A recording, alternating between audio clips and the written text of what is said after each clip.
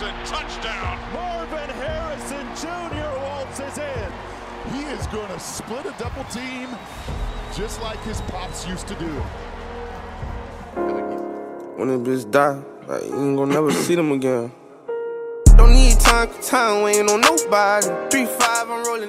Son père a éclaboussé la Ligue de tous en talent pendant plus d'une décennie. Mais aujourd'hui, c'est à son tour de se faire un nom en NFL. À l'université, il a impressionné tout le pays, à tel point qu'on en parle comme un talent générationnel. Le 25 avril prochain, les franchises vont se battre pour l'obtenir. Découvrons l'histoire de Marvin Harrison Jr., le jeune receveur prêt à écraser les défenses NFL.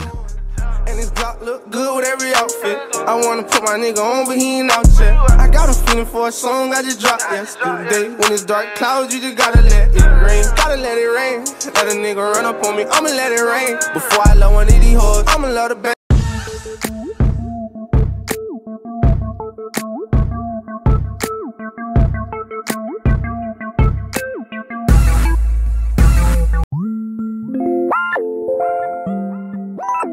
C'est à Philadelphie, le 11 août 2002, que Latoya Titus et Marvin Harrison vont donner naissance à Marvin Harrison Jr. À l'époque, son père était encore un joueur d'Indianapolis, où il sortait d'une saison à 15 touchdowns inscrits à la réception. Il était à l'époque l'un des meilleurs receveurs de toute la ligue. Il finira sa carrière avec plus de 14 milliards et 128 touchdowns inscrits, ainsi que 8 Pro Bowl, 3 fois All-Pro, mais surtout un Super Bowl remporté. En 2016, il deviendra Hall of Famer de la NFL. Marvin Harrison Jr., lui, excellera dès son plus jeune âge au football et au basketball. Au lycée, il se concentrera uniquement sur le football. C'est en 2018, avec l'école catholique de Saint-Joseph en Pennsylvanie, qu'il va exploser et devenir l'un des meilleurs espoirs du pays à son poste. En 3 saisons, il va cumuler 2600 yards et 37 touchdowns, ce qui sera un record historique pour son école. En plus de ses stats individuelles complètement folles, son équipe remportera 3 titres d'état consécutifs. Après ces 3 incroyables saisons, il va recevoir des offres des plus grandes universités du pays, comme LSU,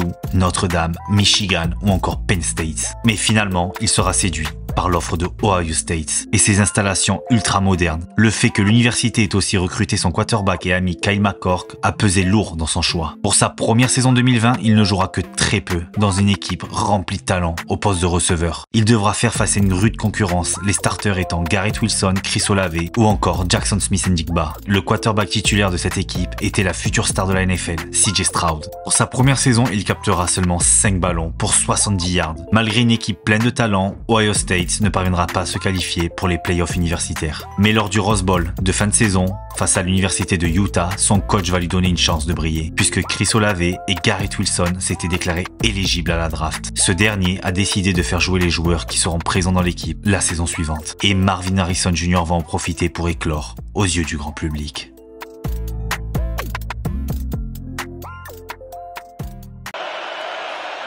Stroud wants to throw for it. The downfield shot, he drops it in, touchdown. Marvin Harrison Jr. on a 4th and short, they find the end zone. What a gamble and what a throw. Take it to Henderson, Stroud surveys, throws the end zone. Easy pitch and catch, and the touchdown, the second today for Marvin Harrison Jr. Looks left, throws end zone, catch made. Marvin Harrison Jr. with a hat trick. Had 5 catches all year, has 3 touchdowns today. Son incroyable performance pour son premier départ aura marqué les esprits, lui qui aura inscrit 3 touchdowns pour 70 yards lors de la victoire des siens 48-45. En 2022, il sera le receveur numéro 1 de son équipe et il va impressionner avec des matchs à 180 yards et 3 touchdowns face à Arkansas ou encore face à Toledo avec 2 touchdowns et 100 yards. Il enchaînera les performances de haut niveau et son équipe atteindra les séries éliminatoires. Lors de la demi-finale universitaire, Ohio State fera face aux champions en titre, les Bulldogs de Georgia. En première mi-temps, il va briller avec 5 réceptions et 100 yards, mais surtout 2 touchdowns.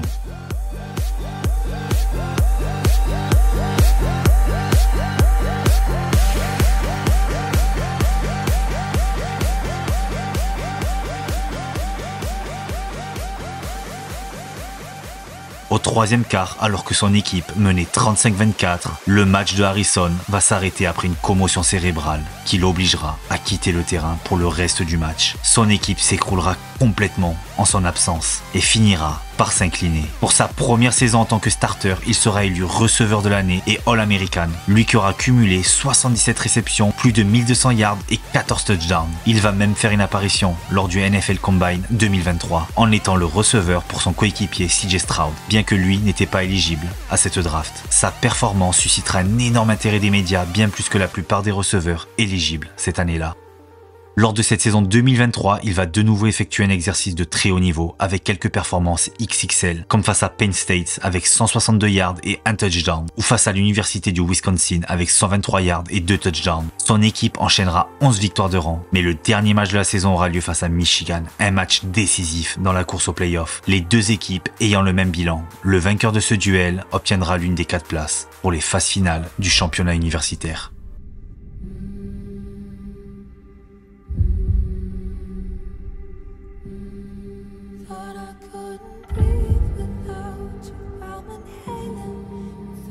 This is it. This is the biggest Michigan-Ohio State game that we've maybe ever had. The stakes are as high on this game as I can ever remember in any regular season college football game. Just unbelievable. Where in back-to-back years, we're going to have these teams as 11-0, 11-0, squaring off for the right to go to the Big Ten title game. The game cannot get any bigger.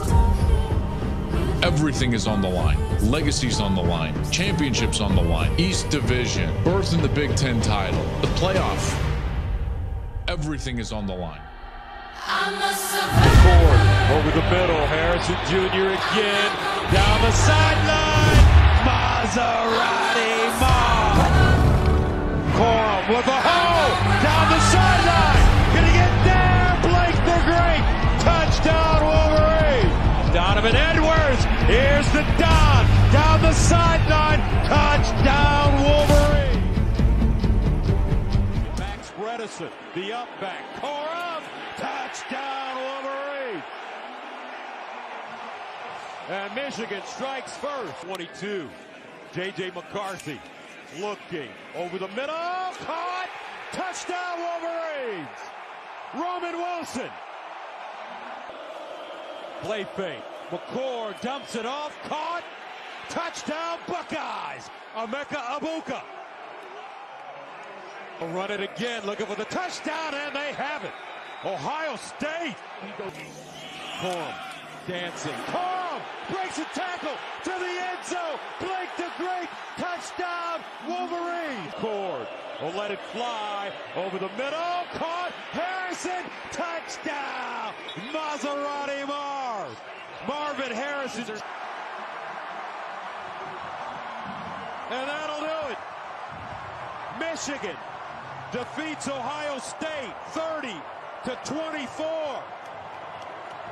Malgré une nouvelle très belle performance de Harrison avec 118 yards et 1 touchdown, Ohio State s'incline et dit adieu à son rêve de playoff. Ce match sera son dernier en college football. Lors de cette saison, il aura cumulé 67 réceptions, 1200 yards et 14 touchdowns et il sera de nouveau élu meilleur receveur du pays. Après cette saison, il va se déclarer éligible à la draft NFL de 2024. À la surprise de tous, il va décider de ne pas se présenter au NFL Combine, déclarant que les équipes ont assez d'images de lui pour juger de son niveau. Pour cette draft, il est annoncé comme un choix du top 5. Si on suit l'ordre actuel de la draft, les 3 premières équipes, qui sont Chicago, Washington et les Patriots, semblent plutôt se diriger vers un quarterback. Les 4e et 5e choix sont les Cardinals et les Chargers, qui eux ne laisseront sûrement pas passer leur chance si le receveur est toujours disponible. Avec ses 1m91 et 93 kg, Harrison semble avoir le physique idéal pour rapidement devenir l'un des meilleurs joueurs de la ligue à son poste. Reste plus qu'à savoir qui saisira l'opportunité d'avoir ce phénomène.